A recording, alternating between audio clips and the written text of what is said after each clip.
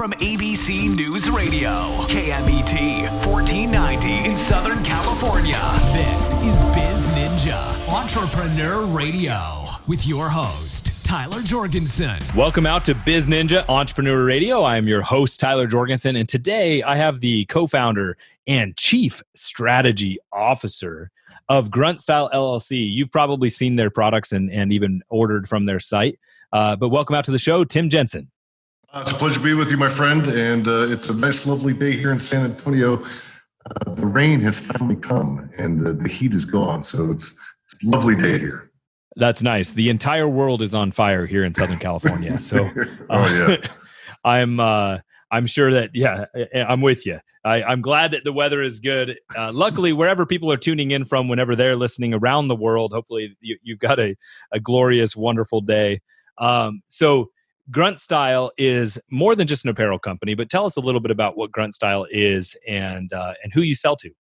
Yeah, absolutely. So Grunt Style is a veteran-owned, veteran-operated business. We were established in 2009, and we like to call ourselves a lifestyle brand that focuses on military and patriotic apparel, pride, self-pride, military pride, and country. The beauty about our product is you don't have to be a veteran to wear it, but you have to have love of country. There you go. So I noticed you got the American flag there flying behind you, and it absolutely is very much a patriotic and love of country brand. I think it's really cool. You guys have built some really neat stuff. How did it get started? Like, why did you decide to launch an apparel brand? Yeah. I mean, it's a great question. So Daniel Elric, the founder of the business, former drill sergeant in the Army, and he was coming on the end of his enlistment, and wanted to take those values that have been instilled into all of us military members and take that into the civilian world and do it in a way that is going to show pride in self, pride in military, pride in country. And, thus really the brand was born. Dan had bought, some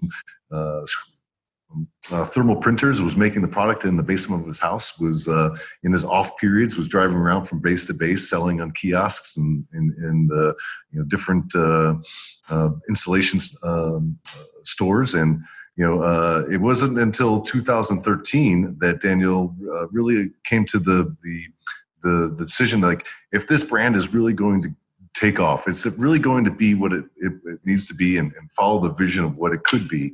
It really comes down to building great teams. And that's really where the company started expanding. 2013 through 2015 was a massive growth period for the business. We went from 5 employees to 100 employees within 2 years. Holy cow. And we started chewing up market space inside of the veteran community. And it's been absolutely an incredible ride. I've been with the company for 8 years. And to see where the brand is today and the influences that it's making within the veteran and the patriotic community has really been a blessing.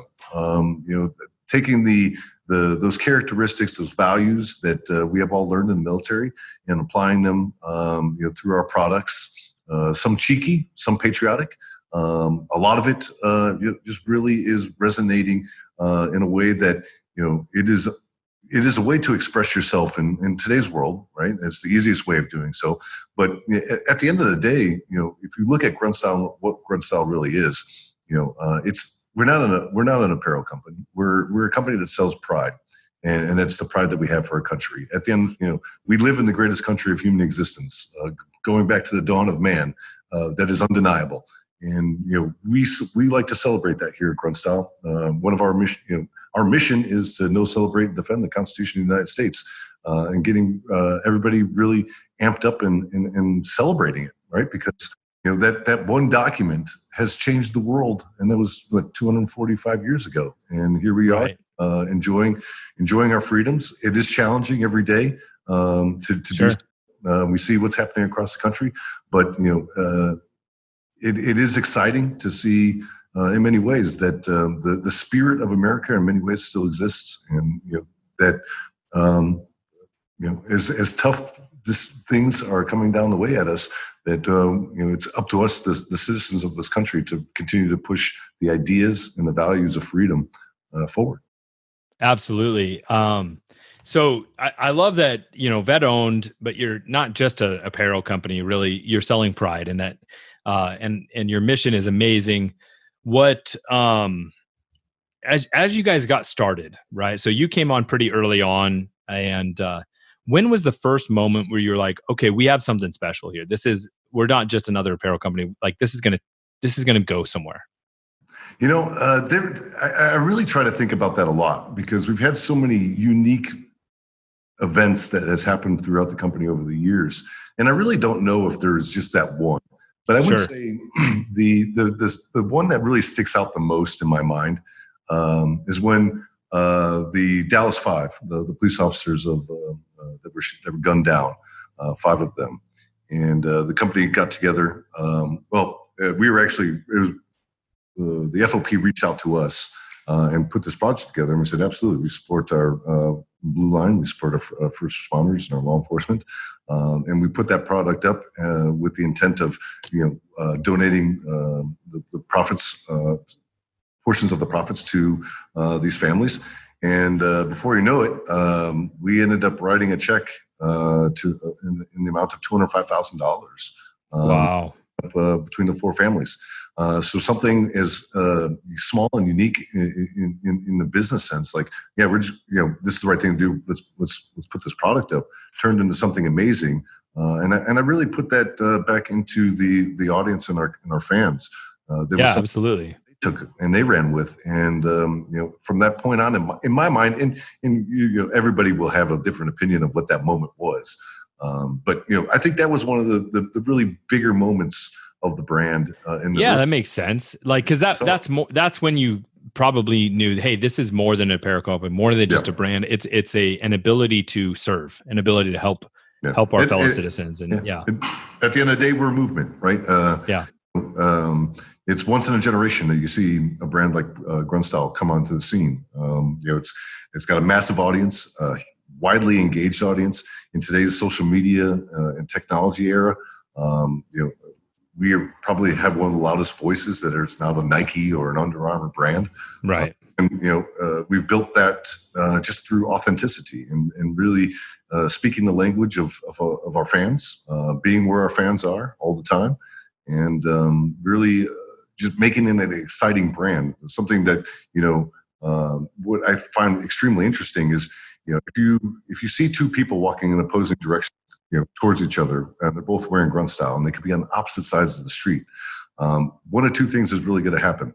Either there's going to be a head nod saying, "Hey, I see you, I acknowledge you, Roger that," and kind of a thumbs up, or you're going to gravitate towards each other, have a bit of a conversation, maybe talk about your military experience, maybe talk about your passion and love for country. Whatever that conversation is, you're going to connect and you're going to share a little bit of time together, and that's really what it is. I mean, we live in this amazing country, and we should be talking about it all the time. And I think that's what this brand really does for our fans. It gives a larger network, a larger voice, and it creates those opportunities that we can interact with each other and share experiences, share stories. Awesome. Very cool. What was the first, when you came on and you're, chief strategy officer, co-founder, what was the first major obstacle that you faced and how'd you overcome it? That's probably the greatest question, Tyler. And I laugh at it because I can still remember the day it happened. I was at that time. I've had many positions within the company. I've been very fortunate enough that I've had extraordinary opportunities. And I remember as the operations manager, we were still printing using thermal presses. We weren't screen printing at that time. And right. Daniel was out on a trip and he comes back and he's like, "Hey Tim, what do you know about screen printing?" I'm like, other than Andy Warhol, and the designs he did, the Campbell soup and screen printing T-shirts, I know nothing. He's like, "Well, you got 2 weeks because I just spent $60,000 on screen printing equipment and it'll be here. I need you to wrap your head around it." I'm like, "Oh gosh, what? This is challenging." What's funny is that Dan and I have no business experience, right? We've just 2 grunts that kind of just force things to work, and that's what I did. I spent every waking moment doing all the research I could, on screen printing, going around to other screen printers in the Chicagoland area and learning, getting to understand things. And once that machine landed, we were operating. I wouldn't say we were operating efficiently or even to a standard that I would accept today. But we were operating, and that was the most important part, because if you're not moving forward, you're dying as a business. Absolutely, yeah, grow or die, right? Exactly, absolutely. Sometimes you just gotta make it work, and it might be ugly, it might be dirty, but the mission's still being accomplished, and you have time to fix things on the next iteration. Yep, I love that, and that honestly is a big piece of advice to any of the entrepreneurs listening. Is if you get so stuck in being perfect or in thinking that your chapter 1 is going to be equal to Grunt Style's chapter 74, you're never going to get shipped. And so you've got to, I love what you said right there of you've got time to fix it in the next iteration. But right now you got to serve and you got to get it shipped. Absolutely. I mean, we operate off of a very simple idea, right? And General Patton used this a very famous quote, give me 80% of the plan, and that's all I need, right? An iteration of that, but if you spend all the time for a perfect plan, you've already failed. Yep. Right, because the minute it's like combat, right? You can establish the greatest op order that you can put together, and this thing could be 500 pages thick, and it's so detailed that everybody knows their piece. But the minute that first round is shot at you, that whole op order is now a guideline. It is not necessarily to be held to standard, right? And business is very much the same way. Like, you don't know what you're going to get involved in. You don't know what rocks are going to be thrown at you. You have an idea.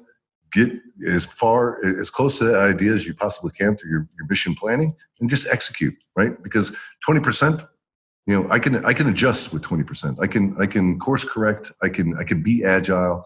Right. All these different tweaks to the performance. But if I spend all my time planning and I don't execute on anything, then I fail. Totally agree. Yeah, absolutely. I like that. You can course correct, you can be agile, you can adapt. You got it, but you have to get started, right? You can't be agile if you're stationary. All right. This is a really, really important question. If for the rest of your life, you could only read one comic, what would it be? One comic. Ooh, that's a good one. I would have to revert back to Punisher Warzone. Awesome.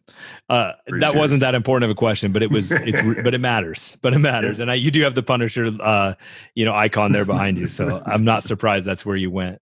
So, I mean, outside of apparel, outside of, really being a lifestyle brand that is a mission and a purpose, you guys do a lot for the community. You've talked a little bit about how you guys helped, the Dallas 5 and what you did there. But you guys are even involved in some things in politics, right? So tell us a little bit about what you guys are doing. You guys have some things coming up real soon. Absolutely. The politics is dirty, right? We all know that. It is the third rail of any conversation. You don't talk about it in bars. You don't talk about it in church, right? Right. And we try not to talk about it in business. We are a very apolitical company, right? Because at the end of the day, there's the saying, the color of money has no sides, right? Yeah, of course. Right. I think Michael Jordan explained that one time years ago when he was talking about his Air Jordans. But at some point there's going to have to be an impasse, or you're going to come to an impasse, and that impasse for us is things that are greatly affecting the veteran community. And right now, the biggest thing on the table, we know there's veteran suicides that are happening, but is veteran suicide the problem, or is that the exit of the problem, right? Sure. And that really goes back to a lot of different things, but one of the most resounding things that is impacting the veteran community today is toxic exposure. Over 3 million individuals have gone in and out of combat zones around the world. The most notable being Afghanistan and Iraq. But there's 21 countries in the last 20 years that the United States have been running operations in that have been operating burn pits. and all these other toxins that American soldiers, Marines, airmen, and Navy sailors have been exposed to during these times of combat. And it's having an incredible effect on our community. Hundreds of thousands of veterans have died from toxic exposure in the last 20 years, not talked about. And it is the Agent Orange of our period, right? And we've learned so much from that Vietnam veteran era, that Agent Orange and how it has affected those veterans. And yet we have failed to correct that issue again. And these veterans of today are going through those same delay and denial tactics that are often coming from the VA. And I was tuned down to this in a couple different ways. Burn Pits 360 is the group that we've partnered with. They're a charitable organization that has been involved in burn pits well over 10 years, doing data collection and resources and bringing people to the conversation. And they're the ones that have done all the heavy lifting to get a piece of legislation to the table, which we'll be introducing next week on September 15th in the Capitol. At the House Triangle with Jon Stewart, John Field, Senator Gillibrand, Representative Ruiz, and a lot of other different individuals from the House. But our bill is, it's simple. Let's remove the barriers that are causing the veterans to have the most trouble to get the health care that they need. And for that, it comes down to be very simple. The research is done. Everything exists. There's plenty of information that can support the cancers, the diseases, all these ailments that are affecting veterans from toxic exposure in foreign lands. That all we have to do is identify these countries, identify these conflicts, allow for presumption to happen in those areas. So the veteran is no longer beholden to produce the evidence that they were exposed to these things. It will be right automatically, right? It's mind-boggling that that's even a barrier. Well, it is, but it isn't, right? Because at the end of the day, it comes down to money. And we know that the federal government is not one that is just going to release billions of dollars on a situation that they're going to have to say, yep, we caused that, and we're sorry. Here's a bunch of money.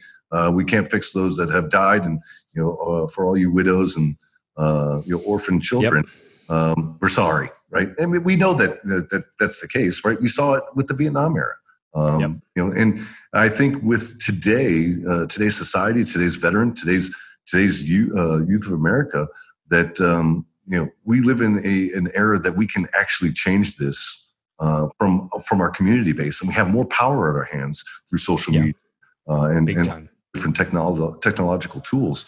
That this should be a very easy win for the community, and the relief that it will bring to these veterans that are out there suffering is going to be massive. Like, listen, I lost my best friend, my colonel, my XO. My command line is gone. They've died from toxic exposure, lung cancer, brain cancer. My best friend died of stage 4 lung cancer, identified and died within less than a year from the time of being diagnosed with the cancer. It's a real thing, and it's not going to stop unless we get involved.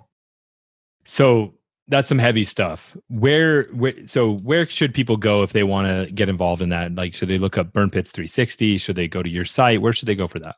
Yeah, absolutely. So you can go to burnpits360.org.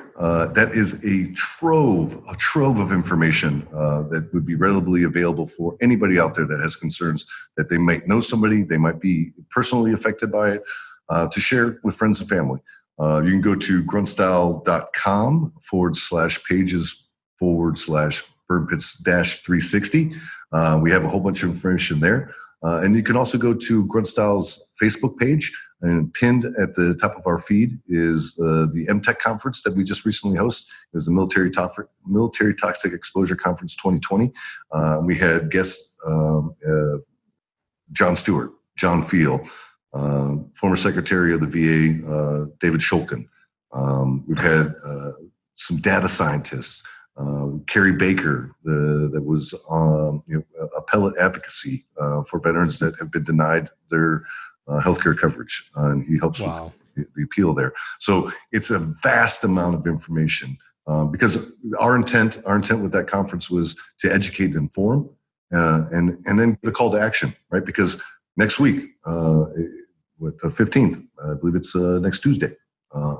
That's when we're going to make the introduction, and to have as many veterans out there, passing this word along, because it could save one person's life. And if it saved one person's life, I would consider that a success. But have so many that have given their life to go and defend their country, and to come home and die from exposures that the government exposed them to is ridiculous to me. Yeah, I totally agree. So I really, really encourage everyone to go get involved, pay attention to that, check out the sites that Tim listed, and get informed. Because I think a lot of times there's just people that they just don't pay attention to what's happening. And it's easy to get hyped up on the drama online, right? Where there's real problems that need our attention. And so, absolutely. And so not to downplay that, but to pivot back to a little bit of the brand and what you guys are doing. What you guys are now an icon in the industry, right? You guys are one of the big guys. What advice do you have for someone who's getting started, who's in that early phase? Maybe they're still at that hyper learning phase, trying to get that first shirt shipped or printed, sure. or maybe they're in a different industry. But what advice do you have for someone that's just getting started? That's a great question. I had somebody actually reach out to me this morning through my Instagram page and asked me the same exact thing. And I kind of talked about it earlier in the episode here, is that, listen, at the end of the day, you can have a game-changing, world-altering vision, but you will never be able to get it done. Ever, ever, ever, ever, ever. Unless you surround yourself with people smarter than you that can identify and cling to that vision and drive it all the way home. You will never do it by yourself. It is impossible. There's no reality in which that exists. Surrounding yourself with great people that identify your mission, have the same values of what you're trying to accomplish. That is your accelerant that is going to get you to the stage that you can start playing and taking whatever it is. If you're selling products, if you're selling widgets, if you're selling technology, if you're selling consultation, right? All of those things are going to, fund whatever it is that your company exists for, right? If it's, something altruistic, fantastic. If it's something that happens in your community, amazing. If it's just, you just want to be a successful business person, hey, that's cool too. But remember that your vision can never be done without the help of a team, and it will never actualize itself. Awesome. So when you're building that team, how important is it to have a shared, like a mission statement or a vision for the company? No, it's absolutely pivotal, because that's going to be the thing that really attracts all the talent, right? A good mission, a good vision, particular values. It's extremely important. Like for us, our values contributes to our culture. Our culture contributes to our brand. Because if we don't have an internal culture, then what the hell is it that we're trying to do? Right. And our internal values it's very simple. It comes down to three things: mission first, work as a team, have a great attitude to win. And if you could do all three of those things simultaneously, you are a participating member of our team. I really like that. That's cool. And I'll tell you, I've seen a lot of apparel companies launch since 2009 and a lot more since 2013. And I'll tell you, I think that that simple but unique thing that you guys have set by having a clear mission and vision and values and culture is one of the biggest things that sets you guys apart. Mm-hmm. Because a lot of these other guys, like, look, businesses are designed to make money. You should be profitable. That's okay. Mm-hmm. There's nothing wrong or inherently bad with that, right? But that has to be layered, right? It has to be behind a vision and behind a mission, or it's too easy to have a bad month and just give up, right? Yeah. Or hit the first obstacle. As you guys are scaling, you guys are a lot bigger than, I think you even have retail locations and stuff, right? As you're hitting this level, what kind of challenges are you facing now that you didn't have to face in the early days? Well, that's great. That's a great question.